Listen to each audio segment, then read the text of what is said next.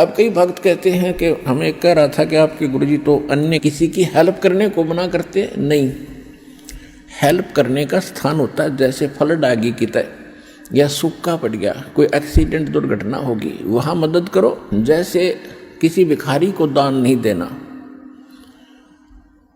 अब कोई अपना धंधा करके खाओगा, कुछ भगवान के गुण गाओगा, उसको मालिक के चरणों में लाओ, उसका नाम दिलाओ, उसको भक्ति कराओ, उसका उद्धार हो जाएगा।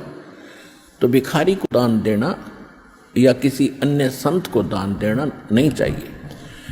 उनको क्या दे सकते हो? खाना खिला सकते हो, कोई वस्त्र सिलाकर पहना सकते हो, अगर आप उसकी मदद करना चाहते हो। उसको कैश ना देना, क्योंकि वो साधु संत नहीं है, वो भिखारी बकवादी व्यक्ति हैं। अगर सारे भिखारी हो जाए फिर कमावे कौन गा? एक व्यक्ति ने एक भिखारी को 100 रुपये दे दिए। अब ये क्या करते हैं? सारी बकवाद करते हैं, शराब ये पीवें, मांस ये खावें, क्यों फ्री का मिल रहा है। और फिर सबके गधे बनेंगे, किसी कुत्ते बनेंगे, वो संस्कार और बढ़ेगा, वो वापस देना पड़ेगा। कोई वैसे थोड़ा किसी से ले लिया वो देना नहीं। कहते तुमने उस दरगाह का मैल नहीं देखा और धर्मराज के तिल तिल का लेखा।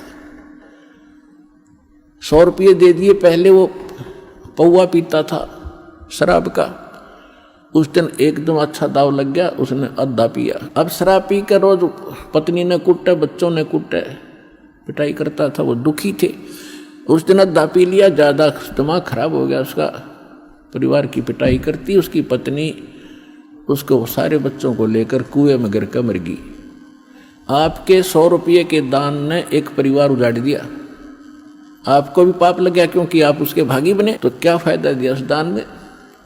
गुरु बिन माला फेरते, गुरु बिन देते दान, गुरु बिन दोनों निष्फल हैं, जय पूछो वेद पुराण। अब जैसे द्रौपदी ने एक अंधे महात्मा को एक कपड़ा दिया था 9 इंच बाई 3 फुट 4 फुट, एक छोटी सी टुकड़ा अपनी साड़ी से पाड़ कर। वैसे उसको दान करने में सारी साड़ी उसकी खराब हो गई थी, लेकिन महात्मा को केवल एक इतना साइज मिला था। और वो स्वयं परमात्मा थे, क्योंकि ये अपनी आत्मा के साथ फिरते हैं और पहले आने वाले किसी संकट से बचाने के लिए पहले लीला करते हैं। भले ही उन्होंने नाम नहीं ले रखा था, फिर भी दान जो सुपात्र को दे दिया जाता है, कोई अच्छे साधु संत को, उसका भी फल मिलता है, लेकिन मोक्ष नहीं हो सकता उससे। तो छोटे मोटे संकट निवारण भी परम संत से ही होते हैं, और वो परमात्मा स्वयं ही लीला करता है उस संत की।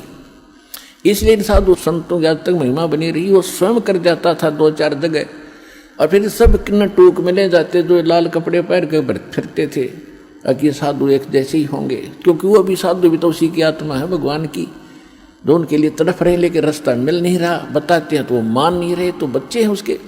तो सभी के लिए परमात्मा समदृष्टि है, सभी का लाभ, सबके दुखों से बचाने की चेष्टा करता है।